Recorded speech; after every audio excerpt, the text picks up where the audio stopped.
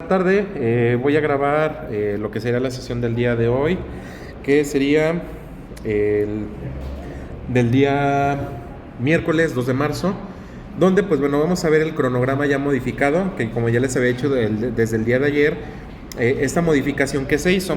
Las modificaciones fueron a partir de la semana 7 hasta la semana 16. Se hizo modificaciones en cuanto al acomodo de los temas, el cambio de las consignas, pero se conservó el mismo número de consignas. Pues bueno, aquí lo primero que vamos a ver, bueno, ahorita todavía seguimos en lo que es la semana número 6, estamos todavía en esta semana, donde recordemos que se tienen que entregar lo que son las consignas 6 y 7. Las 6 que son el mapa conceptual de velocidad de reacción y la 7 que es el cuestionario de 10 preguntas con opción múltiple. Luego, hoy vamos a adelantarnos un poquito al tema de la siguiente semana. Vamos a empezar a ver parte de la teoría, que sería nuestra semana 7, como lo vemos ahí, en lo que son las leyes ponderales y las relaciones molares. Entonces, entre hoy y mañana posiblemente veamos toda la presentación. Si no nos da tiempo, el lunes la terminamos. Y posteriormente empezaríamos a hablar de la parte básica de lo que es la estequiometría, que ahorita vamos a ver qué es eso. Por lo tanto, bueno, a ustedes no les toca venir la siguiente semana, pero sí les pido por favor que vean los videos. La siguiente semana voy a tratar de hacerla lo más live posible. ¿Para qué? Para que lo que ustedes vean en los videos va a ser de lo más sencillo. ¿Para qué? Para que cuando entremos a lo que es la semana 8, que ahí sí ya vamos a empezar con pues lo bonito, podríamos decir, que tiene que ver relativamente con los ejercicios de concepto de mol, sus conversiones y pues bueno, lo que sería la determinación de peso y masa. Que pues bueno, para ello lo que vemos la siguiente semana va a ser la base. Y para ello pues necesitamos lo que es la tabla periódica y calculadora. Y pues bueno, ya ahí nos meteríamos más a fondo. ¿Por qué? Y más, pues sí, ya como tal todo bien. Porque para esa semana ya todos regresan. Como quien dice, la siguiente semana es la última que vamos a estar así en modalidad híbrida, de mitad y mitad. Entonces ya nada más ustedes la próxima semana están en casa y dentro de 2 ya ahora sí ya vienen todos, que va a ser muchísimo mejor. Donde posiblemente siga grabando una sesión por día para subirla, para que lo tengan como material de consulta. Posiblemente lo voy a seguir haciendo, posiblemente no lo sé. Todo depende de, pues bueno, cómo vamos avanzando. Y pues bueno, en esa semana, dentro de 2 semanas se van a entregar 2 consignas, la 9 y la 10. De hecho, la 8 hoy se las voy a empezar a dejar para que tengan una semana y media aproximadamente para que la hagan. ¿Por qué? Porque no es difícil, pero como es una infografía y como tienen que hacerla digital, pues bueno, para que tengan el tiempo suficiente para hacer esa infografía. Posteriormente viene lo que sería la semana 9 y 10, que la vamos a dividir en dos partes los temas, que serían composición porcentual, lo vemos en una semana, y fórmula empírica y fórmula real en otra. Entonces sí vamos a estar haciendo bastantes ejercicios. Ustedes van a estar pasando, yo explico los primeros y luego pasan ustedes, pues bueno, para irlos practicando. Posteriormente viene, y bueno, ahí son 2 consignas, la 11 y la 12. Luego, lo que sería semana 11 y 12, del 4 al 10 de abril y del 25 de abril al 1 de mayo, vamos a ver lo que son relaciones ponderales, donde vamos a ver lo que serían las relaciones estequiométricas, que son las relaciones mol-mol, mol-masa, masa-masa. Esas ya las iremos viendo, son bien sencillas. Esas posiblemente las veamos en la semana del 4 al 10 de abril. Y luego el tema de reactivo limitante, reactivo en exceso y porcentaje de rendimiento, que sería como el más difícil de todo el bloque. Y eso lo veríamos del 25 de abril al 1 de mayo, de lo cual justamente están divididas en dos consignas. La 13 que tiene que ver con las relaciones estequiométricas y la 14 que tiene que ver con reactivo limitante y reactivo en exceso y porcentaje de rendimiento. En estas van a tener un mes para entregarlas. ¿Por qué? Porque justamente por eso lo puse con amarillo. Ahí es donde se atraviesa lo que es las vacaciones. Entonces por eso son una semana de clases, 2 de vacaciones y luego una semana de clases. Entonces van a tener mucho tiempo para hacer sobre todo la consigna 13, para que pues bueno no haya pretexto. Luego viene la semana más bonita de todo el año, que es la semana 13. En la semana 13, como observan, pues no hay nada más que el examen. El examen estaba ubicado el 27 de abril, una semana antes, pero lo cambié una semana después para terminar bien los temas y pues con tiempo suficiente pues para que hagan sus consignas. Va a ser miércoles 4 de mayo. Sí, miércoles 4 de mayo. Pero ¿por qué no les pongo tema? ¿Por qué no les pongo consignas? En primer lugar, me voy a ir a mi calendario, que no necesito el de Google, me gusta más nos vamos a mayo. El día 1 pues es domingo, no nos afecta. Ya recordemos que el 1 de mayo pues nunca hay clases, es el día del trabajo, pero bueno, como es domingo no nos afecta. El día 2, como lo estamos viendo ahí marcado, en la Universidad de Guanajuato otorgan lo que es el Día del Trabajador Académico o Trabajador Universitario, ya le cambiaron el nombre. Ese es un día que nos dan a todos, por lo tanto no hay clases el 2. Y de hecho, si observan su calendario, no hay clases el 2. El 3, sí hay clases, pero no vamos a tener. ¿Por qué? Porque no voy a venir.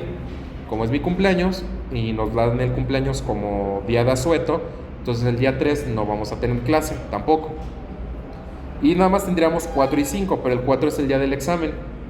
Entonces igual los veo, pero pues si acaso sería para entregar tareas atrasadas, irse revisando, checar qué problemas tienen, cuáles les faltan, etc. Eso lo haría el 4 y el 5. ¿Para qué? Pues digo, nada más son 2 días, pues mejor me dedico a revisarles tareas atrasadas. Entonces posiblemente para esas fechas abra todas las consignas que hasta ese momento se entregaron, pero obviamente no van a valer lo mismo, va a valer menos, justamente por lo mismo de que se están entregando fuera de tiempo. Entonces posiblemente esa semana hasta el día miércoles abriría las consignas. ¿Para qué? Para que entre miércoles y jueves revisar las que me falten. Y sobre todo el jueves, pues van a estar aquí en clase revisando y pues regañándolos más a gusto, diciéndoles, tú te faltan tantos, a ti te faltan tantas. Entonces, eso es lo que haría en esa semana, pues para que no quede muerta como tal, que sería la semana número 13. Luego, de la semana 14 a la 16, que comprende del 9 al 29 de mayo, vamos a ver el tercer bloque, que es el de gases. Si se fijan, el más largo, pues bueno, justamente es el bloque 2, que se lleva 7 semanas. Mientras que, pues bueno, la de reacciones químicas fueron 1, 2, 3, 4, 5. Y para el de gases son 3. El de gases es bien sencillo, donde vamos a ver teoría cinética de los gases, leyes de los gases. La teoría cinética es una consigna, que es la 15, y la de leyes de gases son 3. ¿Por qué? Porque la primera es de leyes de los gases, la segunda es ley del gas ideal, y la 18, que es la tercera consigna, es ley de las presiones parciales de Dalton. Y con eso terminaríamos nosotros lo que sería nuestro semestre. Las 18 consignas, les dije, no voy a modificar la cantidad, modifiqué las consignas, sí, eso sí lo hice, pero la cantidad es la misma.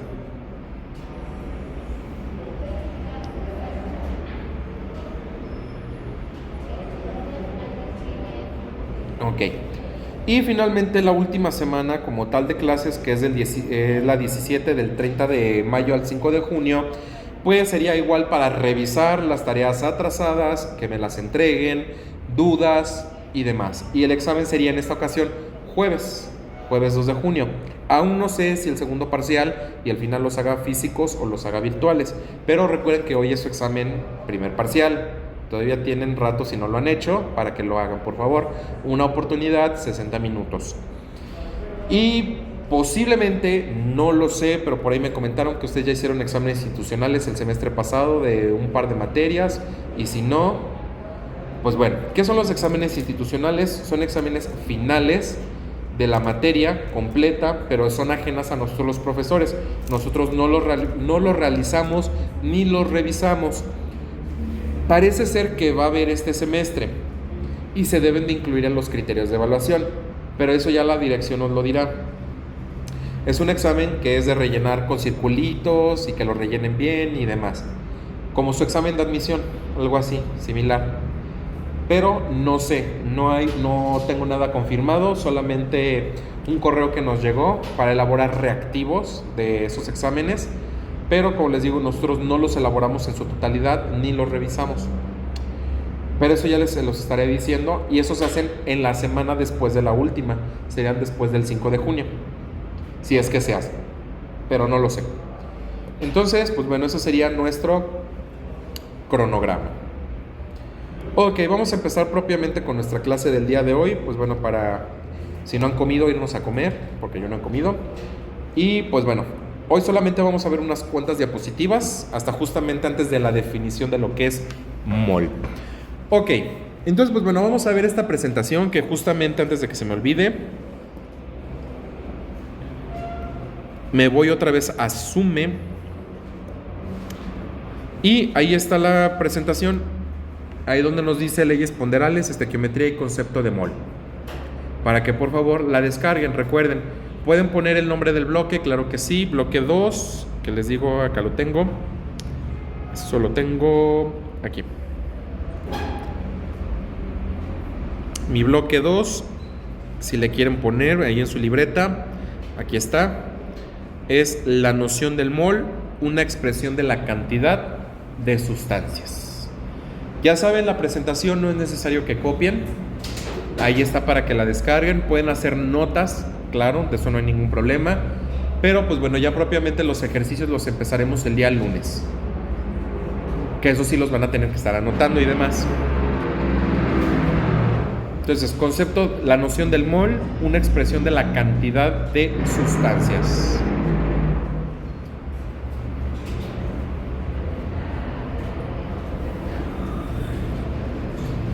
¿Listo?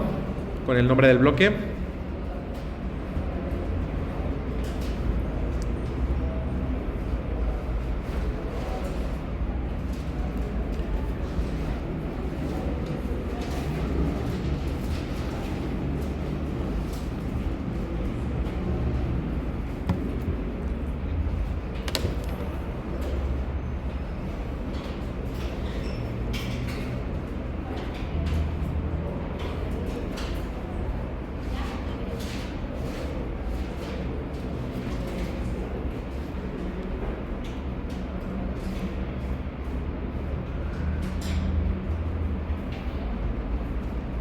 ¿Listo?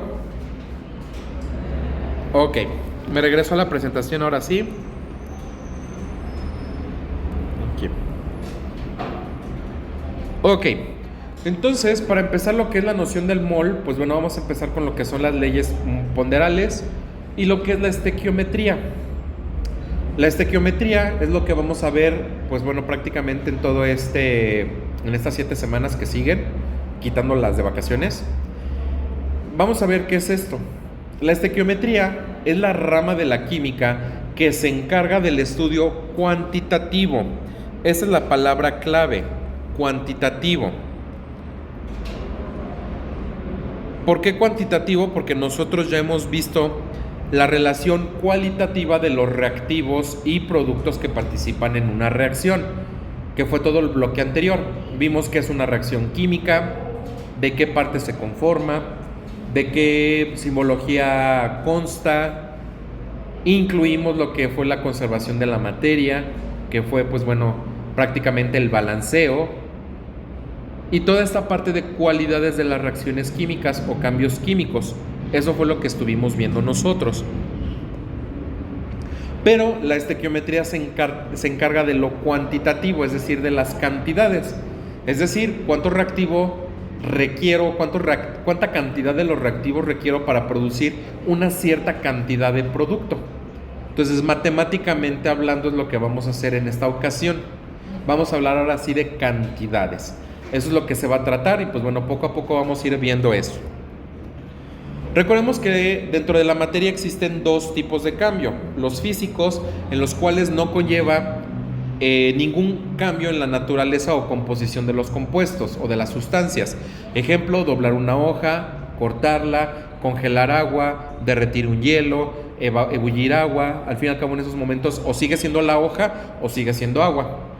Mientras que un cambio químico es aquel en el cual sí se afecta la naturaleza de las sustancias. Ejemplo, quemar una hoja, cocinar un huevo, hornear un pastel, etc. Ahí sí cambian la naturaleza o composición de las sustancias. Recordemos algunos cambios físicos o cambios de estado, que pues bueno, tenemos los 3 de arriba, que pues bueno, son procesos exotérmicos porque liberan energía, que son la fusión de sólido a líquido, la evaporación de líquido a gas y de sólido a gas, que sería la sublimación o sublimación progresiva, como la quieran llamar. Pero también tenemos los endotérmicos, que serán los 3 de abajo, donde pasamos de gas a líquido, que sería la condensación, de líquido a sólido, solidificación, y de gas a sólido, que sería la sublimación regresiva o sublimación inversa. Estos son endotérmicos porque requieren energía para que ocurran. Los cambios químicos, recordemos que afectan a la naturaleza de la materia. Por ejemplo, aquí estamos viendo una molécula de metano, reacciona con 2 de oxígeno para producir una de dióxido de carbono y 2 moléculas de agua. ¿Qué quiere decir? Aquí los 4 hidrógenos del metano se separan para que 2 se unan a un solo átomo de oxígeno y los otros 2 al otro átomo de oxígeno, mientras que la molécula de carbono se separan los 2 de oxígeno y el carbono entra en ellos. ¿Qué estamos haciendo? Rompiendo enlaces y formando nuevos para formar nuevas sustancias a las originales. Eso es lo que es un cambio químico, que ya lo habíamos visto en las semanas pasadas. Recordemos que la materia está dividida en 2 partes, en sustancias puras, que están divididas en elementos y compuestos, que las podemos separar por procedimientos químicos. Y la otra forma de clasificar a la materia son mezclas, que son entre homogéneas y heterogéneas y que se separan por procedimientos físicos. Esto lo recordamos ¿por qué? Porque los necesitamos y tenemos que seguir comparando todas estas características para entender los temas. Leyes de la estequiometría. De esto se va a derivar su consigna número 8, que se las voy a dejar hoy. Las leyes de la estequiometría son 4 principales. La primera, ley de la conservación de la materia, enunciada por Lavoisier, que ya sabemos que la materia no se crea ni se destruye, solo se transforma. Eso lo vimos con balanceo. La misma cantidad de átomos que hay en los reactivos debe ser la misma que hay en los productos. En pocas palabras. Ley de las proporciones definidas, dicha por Proust. En este caso, los elementos se combinan en proporciones definidas para formar un único compuesto. Entonces, por cada molécula de hidrógeno y la mitad de una de oxígeno, siempre vamos a formar una de agua. ¿Qué quiere decir? Que si yo pongo 2 de hidrógeno, requiero una de oxígeno para producir 2 de agua. Entonces, ahí la proporción ya es definida. Nada más la puse al doble. Ahora, una molécula de hidrógeno con una de oxígeno me forma una de peróxido de hidrógeno. Esa es definida y es diferente a la anterior, como lo vemos. Es una y la mitad, y acá es una y una, y nos forman compuestos diferentes. ¿Por qué? Porque las proporciones para formar los compuestos ya están definidas. Pero también existen las proporciones múltiples, que nos la enunció Dalton, donde nos dice los elementos se combinan en distintas proporciones de números enteros y sencillos para generar distintos compuestos. Ejemplo, si yo tengo una molécula de carbono con media de oxígeno, yo formo una molécula de monóxido de carbono, pero ahora yo en lugar de poner media de oxígeno pongo una completa, estoy variando, haciendo una proporción múltiple con una de carbono, ahora formo una molécula de dióxido de carbono, que es diferente a la anterior. Entonces, esto lo permiten siempre y cuando la naturaleza de los elementos así lo permita. ¿De qué depende? Pues de su valencia y de sus números de oxidación. Por eso lo hemos visto y nos ha servido la nomenclatura y el balanceo. Como por ejemplo tenemos 2 óxidos de hierro, el primero y el segundo. Y si variamos la cantidad de hierro y de oxígeno, podemos formar uno o el otro óxido. Todo depende. Y la última, ley de las proporciones definidas, que primera fue enunciada por Richter y después completada por Wenzel. ¿Qué nos dice? Si dos elementos diferentes, cada uno con cierto peso, son capaces de combinarse con un peso dado de un tercer elemento, los pesos de aquellos elementos son capaces de combinarse entre sí o bien múltiplos o submúltiplos de dichos pesos. ¿Qué quiere decir? Es lo que les acabé de explicar. Si nosotros variamos la proporción, si por ejemplo yo hago reaccionar, no sé, se me ocurre 5 átomos, 5 moléculas del compuesto A más 2 del B y nos forman 7 del compuesto C. Bueno, aquí le pongo una flechita. Entonces, si yo pongo 10 de A, tengo que poner el doble de B, porque le puse el doble de A. Entonces sería más 4B y obtendríamos 14C. Entonces son recíprocas porque las vamos modificando igual y en proporción. Por eso son recíprocas. Ok, de aquí se deriva su consigna 8, que la vamos a ver. Nos entramos a la consigna 8 y nos dice, realiza una infografía de los temas involucrados en esta clase. ¿Qué clase? Leyes ponderales. Entonces, de esas 4 leyes tienen que hacer una sola infografía. Si no saben usar una infografía o hacer una infografía, le dan clic ahí al link y les abre cómo elaborar una infografía. Es un documento de 2 páginas nada más. Ahí está la segunda, donde tienen varias herramientas digitales para hacer una infografía. Entonces me regreso.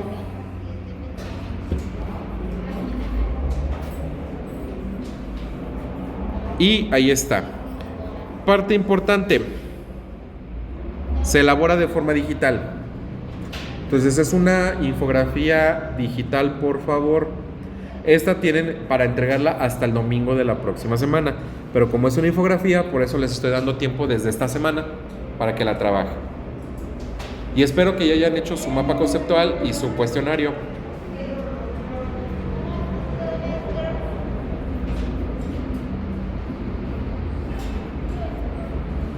Ok, continuamos con la presentación. Ok, una sustancia puede estar formada por un elemento que se presenta como un átomo. Y los átomos son la estructura de todas las sustancias.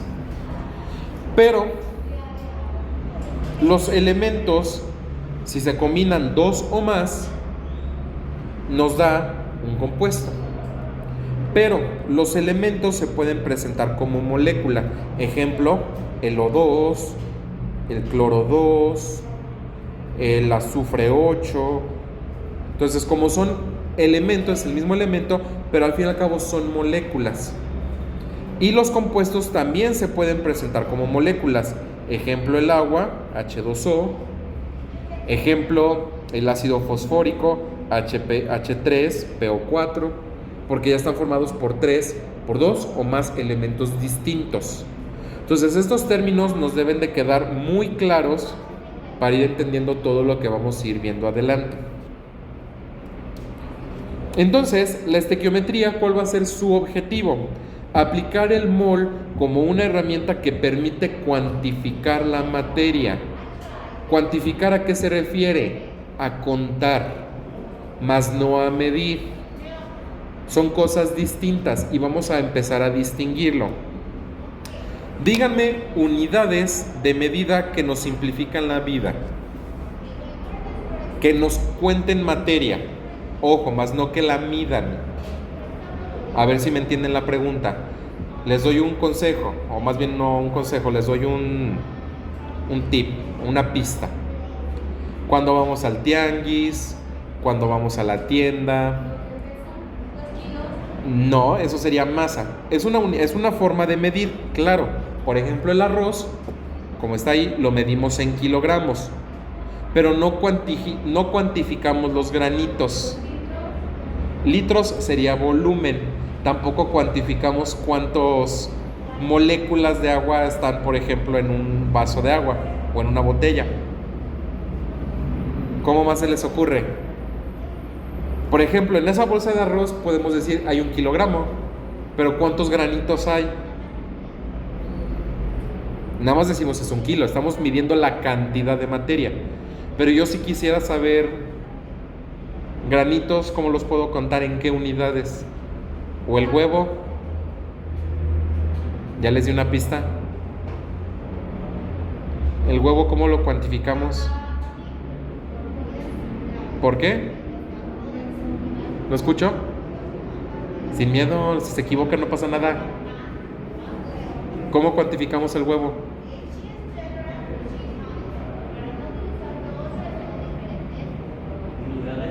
¿En qué unidades? ¿Por cuántas unidades? ¿En los cartones en qué unidades vienen? ¿De cuántas? En los más chicos, ¿cuántos huevos vienen? Docena. La docena estamos cuantificando 12 objetos, más no su masa, porque esos 2 objetos los podemos pesar, claro, y nos va a dar una cierta masa. Pero yo quiero cuantificar unidades, es decir, 12 huevos, 40 bancas, 5, 6, 7, 8, 9, 10, 11, 12, 13, 14, 15 alumnos de segundo S, 16 personas en el salón de segundo S.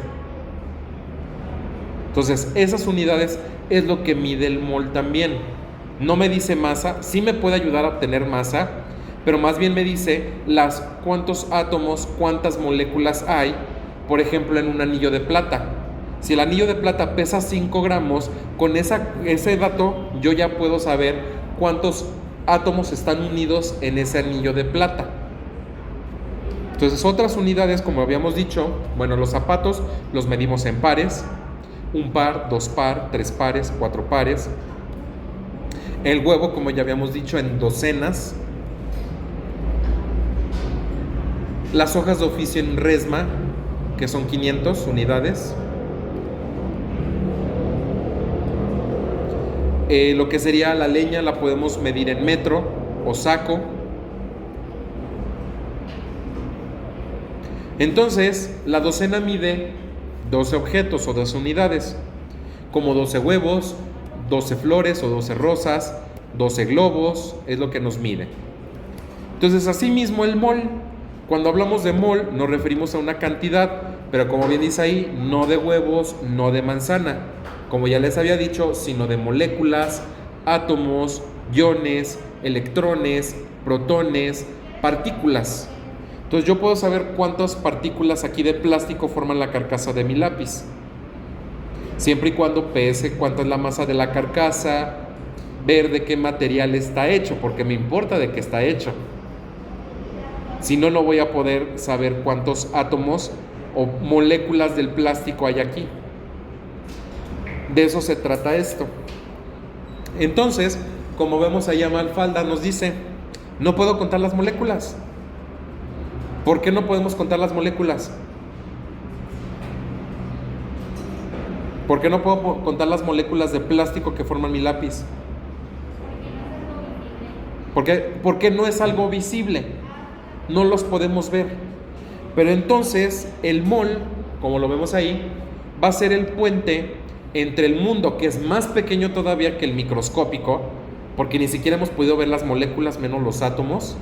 Entonces, lo microscópico lo podemos ver, que son las bacterias, hongos, virus y demás. Pero lo más pequeño, todavía más pequeño que lo microscópico, no lo podemos ver. Pero el mol es el puente entre el mundo microscópico, o menor a él, y el macroscópico, que es el que podemos ver, aquí lo que podemos ver, pero el microscópico no lo podemos ver. Pero el mol va a ser el puente para saber cuántas moléculas forman mi lápiz o el anillo de plata, cuántos átomos de plata forman ese anillo de plata. Entonces, eso es como nos va a servir el mol. Por lo tanto, aquí nos vamos a quedar. No les voy a dar la definición de mol, esa la vemos mañana. Entonces, ¿alguna duda, algún comentario?